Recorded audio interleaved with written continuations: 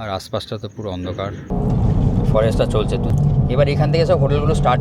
এই দেখুন ট্রেন যাচ্ছে, আমাদের ট্রেনও দেখিয়ে দিচ্ছি। মাখা সন্দেশ, লোকজন ঘুমাচ্ছে। এই রাস্তা দিয়ে আমরা ছিলাম। এই হচ্ছে ল্যাংচা। দেখি এসব জায়গাতেই দাঁড়াই, তাও শীতকালে।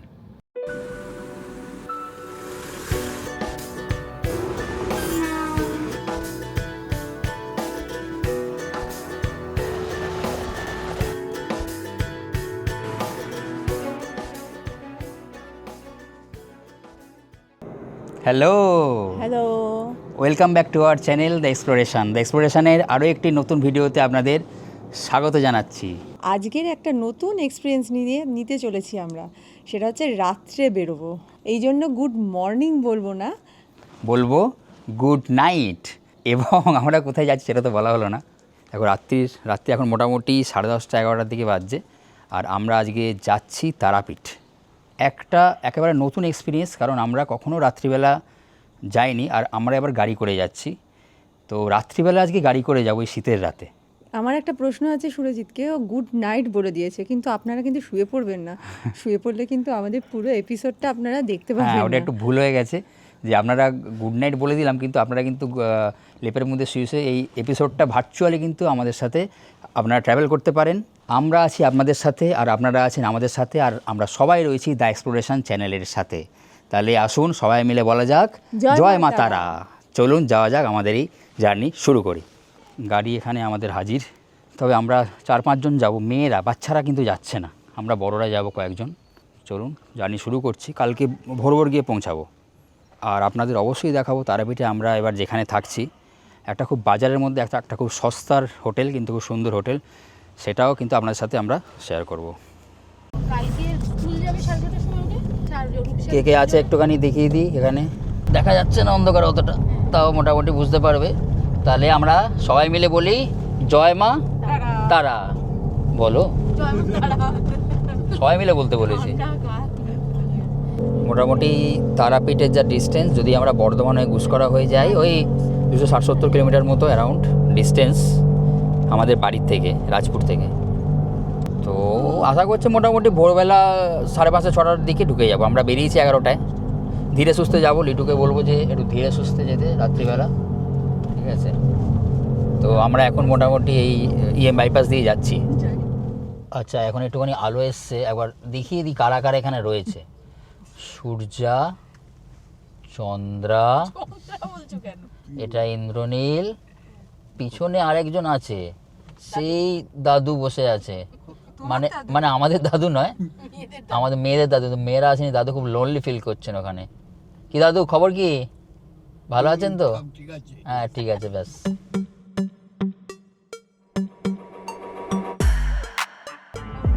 আমরা এই সাঁতরাগাছি স্টেশন নতুন করে কিন্তু তৈরি হচ্ছে। দেখুন বাদিকে অনেকটাই কাজ, মানে অলমোস্ট কমপ্লিট হয়েছে। অনেক দিন ধরে চলছে কাজটা, বাট এখন অলমোস্ট কমপ্লিট হয়ে গেছে। দেখতে পাচ্ছেন সাঁতরাগাছি স্টেশন। আমরা কোন এক্সপ্রেস ওয়ে দিয়ে যাচ্ছি।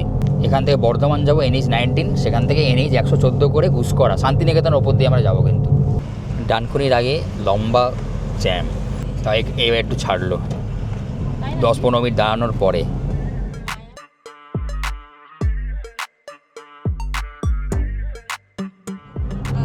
এই আমরা চলে এলাম ডানকুনি টোল প্লাজা।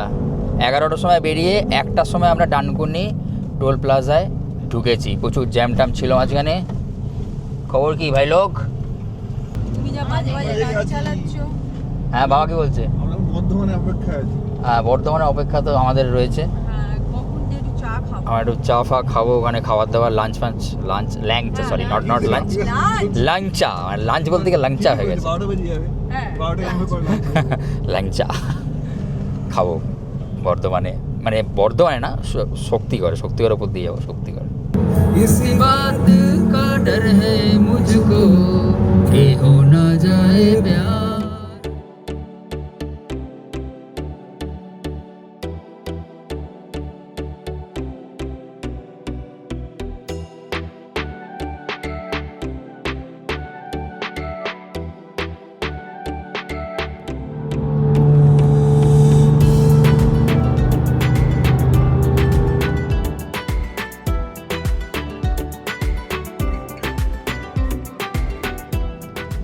এই এসে আমরা ঢুকছি শক্তিগড়। মোটামুটি এখন 1:50। এইসব ল্যাংচার দোকান টোকান আমরা দাঁড়াবো কোথাও, দেখি এসব জায়গাতেই দাঁড়াই। ও ল্যাংচা অনেকখানি তো আমরা দাঁড়াই, এখানেই দাঁড়াই আমরা। এই তো এসে গেছে ল্যাংচা ভবন। ল্যাংচা ভবন শক্তিগড়ে। আমরা যতবার গেছি এই আদি ল্যাংচা ভবন থেকেই খাওয়া দাওয়া করি আর কি। আগে তো এই জায়গাটায় ফ্লাইওভার ছিল না, এখন এখানটা ফ্লাইওভার হয়ে গেছে সামনেটা এই জায়গাটা ফ্লাইওভার। চলো যাওয়া যাক, খাওয়া দাওয়া করি। এই মিষ্টি মিষ্টি খাবো আর কি, চাটা খাবো এই ঠান্ডায়। ভাঁড়ে চা খাচ্ছি, যদি এটা ছিল ফ্লাস্কে, বাট ঠিক আছে। রাত্রিবেলা এখন 2 বাজে। ভালো চাটা, খারাপ করেনি। এবার মিষ্টি খাবো। কে কে কে কি মিষ্টি হয় বলো? মাখা সন্দেশ।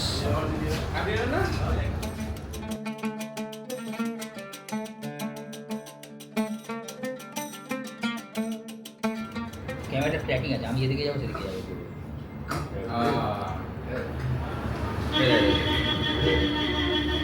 শীতকালে যেহেতু গুড়ের করে তো ভালো খেলে। যদি এখন এই জিনিসটা আমাদের কলকাতাতেও যায়, গড়িয়াতে পাওয়া যায়।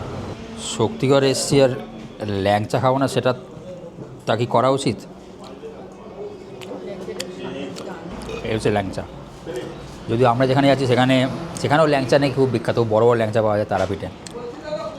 এবং আমরা লাস্টবার যখন গেছি তখন তারপরে একটু প্যাঁড়াটাও খুব ভালো পাওয়া যাচ্ছে। দেওঘর তো প্যাঁড়ার জন্য বিখ্যাত, তারাপীঠে প্যাঁড়াও খেতে গেছি, খুব ভালো খেতে লাগছে। প্যাঁড়াও খাবো, ল্যাংচাও খাবো।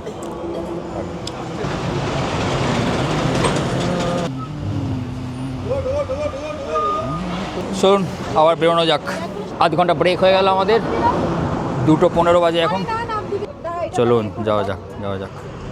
পরপর ল্যাংচার দোকান রয়েছে, আর এইগুলো সকালবেলা পুরো ভর্তি থাকে। মানে রাত্রের ছবি থেকে সকালের ছবির সাথে মেলাতেই যাবেন না। মানে সকালে এখানে এত ভিড় থাকে, কোনো দোকানেই জায়গা পাওয়া যায় না। এই যে আমরা যেটা দেখে এলাম ল্যাংচা ভবন, মারাত্মক ভিড় থাকে। আমরা লাস্ট কয়েকবার তো ল্যাংচা মানে ঢুকতে পারিনি, এত ভিড় ছিল। অন্য দোকানগুলোতে তুলেছি। উল্টো দিকেও আছে কিন্তু, এই যে এদিকেও সব দোকান আছে, ওটা টাউনেরটা। এবার যখন নর্থ বেঙ্গল যাচ্ছিলাম ট্রেনে করে, স্টেশন থেকে সীতাভোগ কিনেছিলাম, মনে আছে? এবং কোয়ালিটি খুব ভালো ছিল। মানে বর্ধমান স্টেশনে বিক্রি হয় সীতাভোগ মিহিদানা, এরকম প্যাক করে বিক্রি হয়। 500 গ্রাম ছিল না? 500 গ্রাম 100 টাকা এরকম। NH-19 ছেড়ে আমরা NH-114 114 দিয়ে যাচ্ছি। আমাদের ডান দিকে একটু আগে পড়লো 108 শিব মন্দির, বর্ধমানে যে 108 শিব মন্দির বিখ্যাত, সেটা পড়লো। এখন বন্ধ রাত্রিবেলা। তো এই রাস্তায় টোটাল শান্তিনিকেতনের ওপর দিয়ে ঘুষকরা হয়ে চলে গেছে তারাপীঠ। তবে এটা 2 লেন রোড, এটা কিন্তু আর 3-6 লেন নয়, এটা 2 lane road, up down same. But রাস্তাটা ওভারঅল ভালোই আছে, ফাঁকা রয়েছে। এই দেখুন ট্রেন যাচ্ছে, আমাদের ট্রেনও দেখিয়ে দিচ্ছি। ট্রেনটা জাস্ট বেরিয়ে গেল। এটা প্যাসেঞ্জার ট্রেন, ওই লাস্ট 2টো কোচ অন্য আছে। ট্রেন আসছে, মালগাড়ি একটা। ঠিক আছে, রাখছি, আমি গিয়ে ফোন করছি। এটা এখন পেরোতে মোটামুটি 10 মিনিট টাইম নেবে, কমসে কম 60খানা তো থাকবেই। হ্যাঁ, ওপারে ওটা ট্রেন যাচ্ছে, ওটাও মালগাড়ি।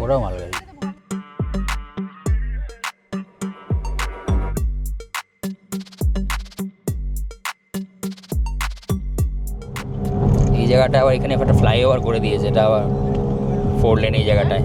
ইলামবাজার 19, বোলপুর 10 কিলোমিটার এখান থেকে, তারাপীঠ 68 কিলোমিটার, সিউড়ি 42 কিলোমিটার। আবার 2 লেন হয়ে গেল।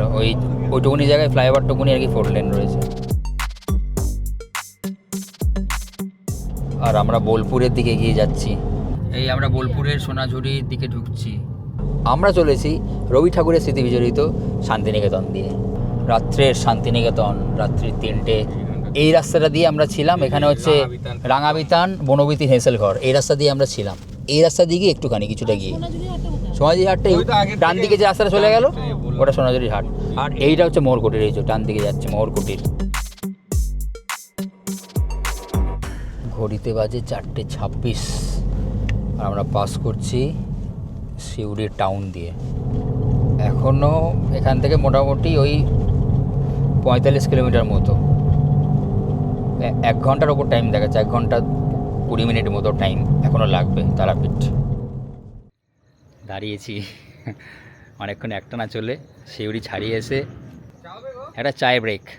এই রাস্তা দিয়ে এলাম, এদিকটা দিয়ে ঠান্ডা আছে মোটামুটি, খুব যে সেরকম নয়। আর আমরা অ্যাকচুয়ালি দাঁড়িয়েছি সামনে তিলপাড়া ব্যারেজ আছে, তো এখান থেকে আমরা চাটা খাবো।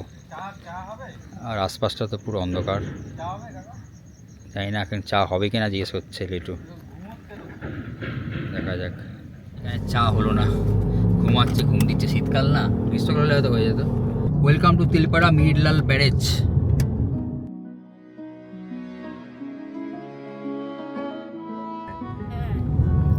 ফুল এলে ঘুমাতো, ফুল এলে একবারের জন্য জাগবে কিনা জানতে হয়। Thanks for visiting Tilpara Mihirlal barrage. এইখানটা এসে দাঁড়িয়েছি, এইখানে শিওর পেয়ে যাবে, এখানে চা হচ্ছে, লোকজন সব আগুন পোহাচ্ছে।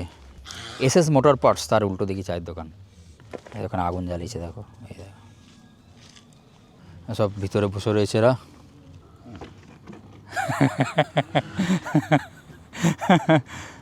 রাত্রিবেলা তো এই প্রথম বেরোলাম, ভালোই বেশ মজা টজাই হচ্ছে আর কি। মোটামুটি কাছাকাছি পৌঁছে গেছি, আর বেশিক্ষণ টাইম লাগবে না, 1 ঘন্টার কাছাকাছি লাগার কথা তারাপীঠ। এই ভাইদের সাথে আমার এখানে দেখা হয়ে গেল। কোথায় দেখা হলো না, সিউড়ি ক্রস করে এসে একটা চায়ের দোকান। হয়তো দিনের বেলা খুব জমজমাট থাকবে, বাট রাত্রিবেলা তো এখন ভোরবেলা 4:30 বাজে, তো ওরাই বসে রয়েছে। ওরা একটা কাজে গেছিলো সিউড়ি স্টেশনে। নাম কি তোমার? আর তোমার? আমার নাম রাজ খান। এখানে এইসব বাড়ি তোমাদের লোকালই সব? ভালো, এরা আগুন টাগুন পোয়াচ্ছে, গুড। আর আমরাও চা খাবো। ওই পাত দিয়ে ভোর 4:30টার সময় সিউড়ি মেন রোডের উপর আমরা চা খাচ্ছি। এটা আমার একটা ফার্স্ট এক্সপিরিয়েন্স, কারণ আমি রাত্রিবেলা অতটা বেরোই না, ভোরবেলা বেরোই। আর তারাপীঠই ফার্স্ট টাইম রাত্রে বেরোলাম, ভোরে পৌঁছাবো, তাও শীতকালে। নতুন এক্সপিরিয়েন্স আর কি।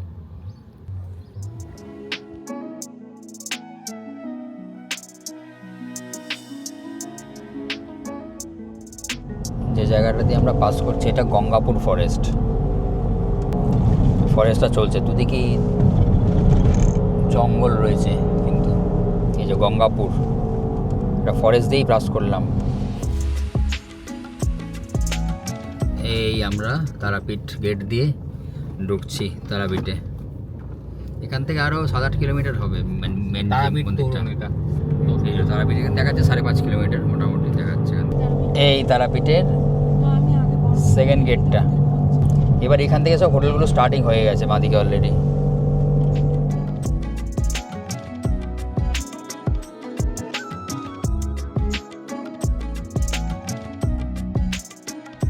আচ্ছা, আমাদের হোটেল প্রায় এসে গেছে। আমরা আছি হোটেল বলাকা, মানে বলাকা লজে আছি।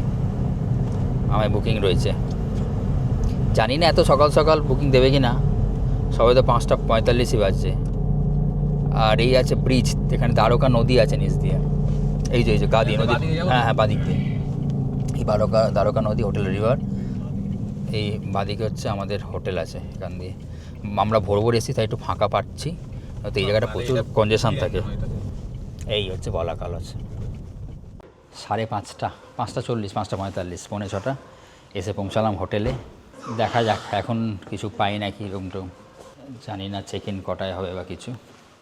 এই তো রিসেপশন, লোকজন ঘুমাচ্ছে।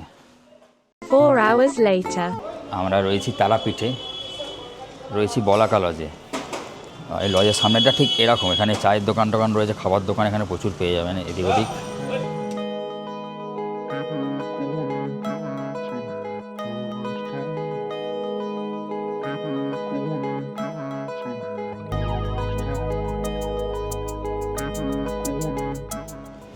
আচ্ছা, আমরা রুম অ্যালটমেন্ট পেয়েছি সেকেন্ড ফ্লোরে, মোটামুটি 10:06 বাজে, মোটামুটি টাইমেই দিয়ে দিয়েছে।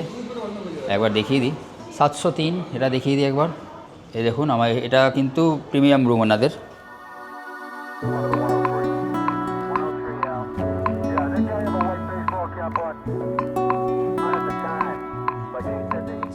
এই হচ্ছে রুমের ফ্লোরিং দেখুন। এই রুম মোটামুটি স্পেসিয়াসই রয়েছে, ওয়েল স্পেসিয়াস। ঢুকে ডান দিকে রয়েছে একটা বেড, কিং সাইজ, মোটামুটি 3 জন শোয়া যাবে। Bed side table with drawer রয়েছে দুখানা, ইন্টারকম রয়েছে, এখানে একটা বসার জায়গা রয়েছে সাইডে, একটা টেবিল, একটা চেয়ার। আর এই সাইডে দেখুন রয়েছে table, running table with drawers, TV রয়েছে, একটা নর্মাল ওয়ার্কিং টেবিল রয়েছে যেখানে দুটো গ্লাস, একটা কেটল দেওয়া আছে, এখানে একটা আয়না রয়েছে, ছোট আয়না একটা, আর এইখানে একটা বড় প্রমাণ সাইজের আয়না রয়েছে নিচ থেকে ওপর অবধি। হ্যালো। আর ঝোলানোর জন্য এখানে হুক করা রয়েছে, যেটা নেই সেটা কাভারটা মিসিং রয়েছে ঘরে। বাট এইখানে একটা লাগেজ র্যাক মতো করা রয়েছে, লাগেজ রাখতে পারেন এখানে। আর এদিকে জানলা আছে, বাট জানলা দিয়ে কোনো ভিউ নেই পাশের হোটেল। আর এই হয়ে গেল টয়লেট, স্ট্রেট টয়লেট, মোটামুটি স্পেসিয়াস, খুব বড় নয়, ওয়েল লিট, মোটামুটি ঠিকঠাকই আছে। বেসিন, এখানে একটা আয়না রয়েছে, উপরে গিজার দেওয়া রয়েছে, একটা হ্যান্ড শাওয়ার টাইপের দেখতে পাচ্ছি, কোমোড শাওয়ার, কোমোড। আর নর্মাল শাওয়ারটা এখানে নেই, হ্যাং করার জন্য ব্র্যাকেট রয়েছে, একটা এক্সস্ট ফ্যান এইটা রয়েছে। আর কমপ্লিমেন্টারি কিটের মধ্যে এনারা দিয়েছেন সাবান, শ্যাম্পু তো রয়েছেই, টাওয়েল রয়েছে, আর দুটো কাপ, দুটো গ্লাস, একটা 1 লিটার জলের বোতল, এছাড়া স্যাশে, টি, কফি, সুগারের স্যাশেগুলো। আমাদের 3টে রুম, 702, 3, 4, 703 আর 704, এই দুটো পাশাপাশি, সেম ফেসিং, সেম। এখানে হচ্ছে 702টা, এটা একটু ডিফারেন্ট, এই হচ্ছে 702, এর স্ট্রাকচারটা একটু ডিফারেন্ট।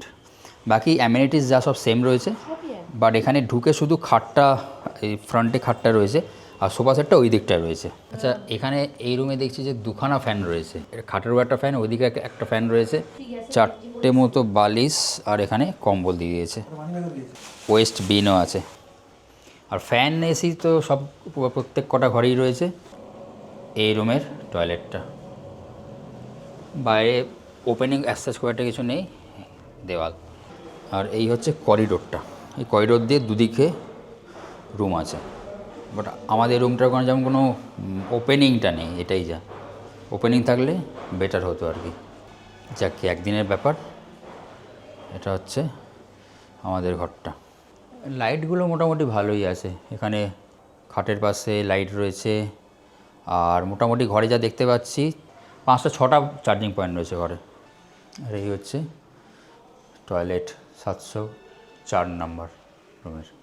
রুমে ইন্টারকমের ব্যবস্থাও রয়েছে, 9 টিপলে রিসেপশানে যাবে। রুম সার্ভিস আছে অ্যাকচুয়ালি খাবারের, তবে রেস্টুরেন্ট আলাদা করে কিছু নেই, এনাদের রেস্টুরেন্ট বানানো হচ্ছে। তো খাবার যা অর্ডার দেওয়া হয় মোটামুটি যা অ্যাভেলেবেল, এনারা হয়তো আশপাশ থেকে অ্যারেঞ্জ করে দেন। বাট এর বাইরে নিউমেরাস রেস্টুরেন্টস আছে, বিভিন্ন ধরনের খাবার দাবার, সেটা অ্যাভেলেবেল, সুতরাং সেটা নিয়ে কোনো চিন্তার ব্যাপারই নেই।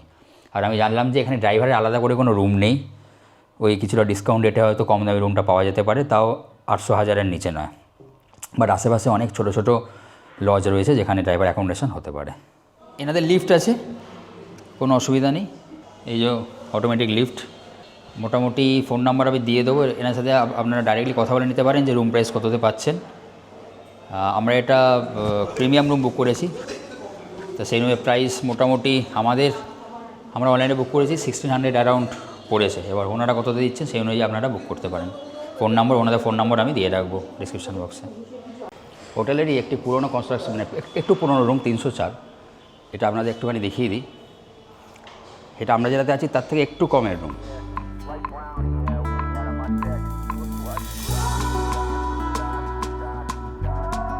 সবই রয়েছে এখানে দেখুন, সোফা সেট থেকে শুরু করে কাবার্ড, টিভি, বড় আয়না, এবং এটাতে একটা সুবিধা আছে যে এটাতে একটা ওপেনিং আছে। আমাদের যেন ওপেনিং নেই, এটা একটা কিন্তু জানলার বাইরে একটা ওপেনিং আছে এরকম।